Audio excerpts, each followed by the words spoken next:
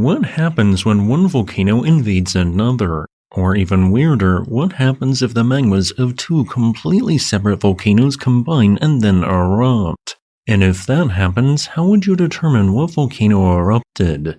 These may seem like strange and nonsensical questions, but both of what I just described have occurred geologically recently, including in 2025.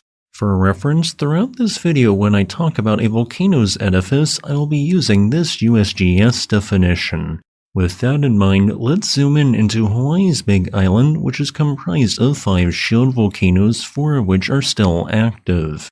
These are the boundaries of each of these volcanoes, which closely follows their eruptive products, that is for the most part, as not all vents on this island are where you'd expect them to be.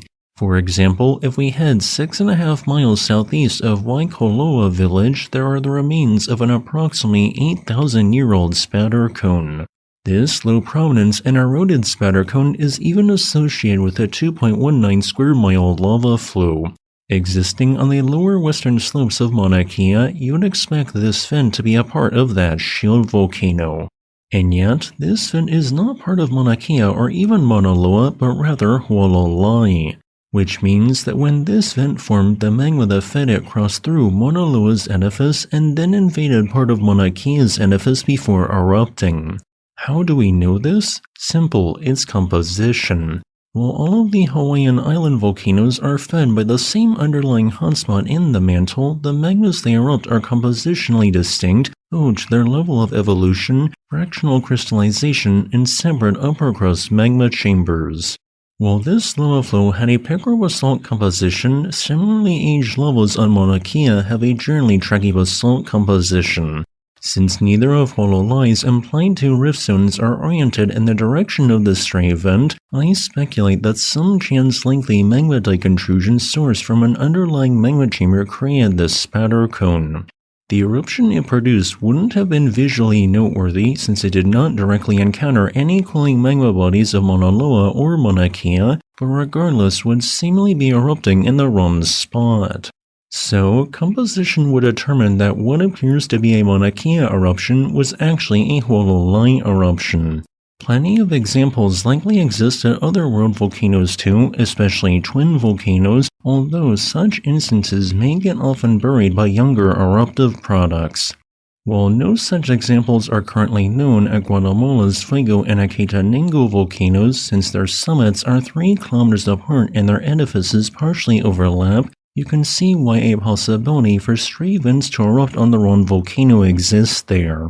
Thus, lengthy dike intrusions or volcanic rift zones, which are in essence more dominant areas where dikes intrude, can sometimes intrude into and thus invade other volcanoes. And now, everything gets a bit weirder. In mid-1912, a voluminous dike of rhyolite magma intruded beneath the very edge of the active Katmai stratovolcano in Alaska. This magma then ran into a voluminous magma chamber underlying Katmai, stealing some of its magma before that dike then ran 6 miles to the west.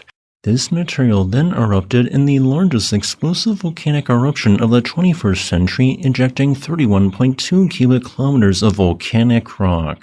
Many rock fragments from that eruption can be seen showing the mixing of 2 distinct magma compositions from 2 volcanoes via layers of banded pumice. The later layers are rhyolitic from the initial intrusion of the Novarupta volcano, while the darker layers are largely andesitic in composition from the magma chamber underlying the Katmai volcano. During this eruption, the majority of magma which erupted originated from Katmai, draining so much of its magma chamber that Katmai collapsed downwards, forming a large caldera.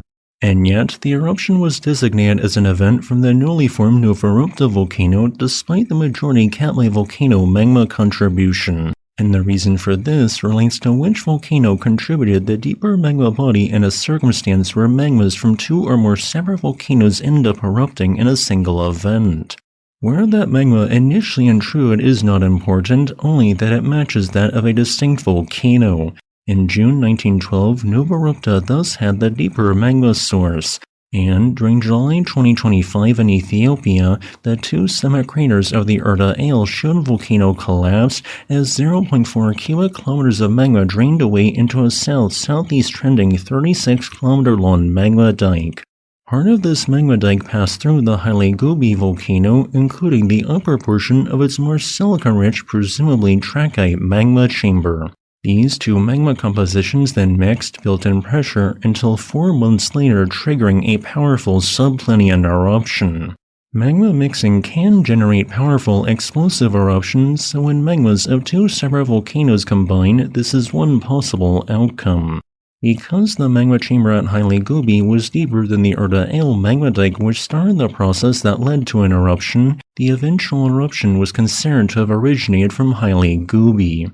I hope that you found this video interesting. Much more fun than nations invading each other. As a final note, I would like to thank this channel's patrons on Patreon and channel members on YouTube for supporting my work.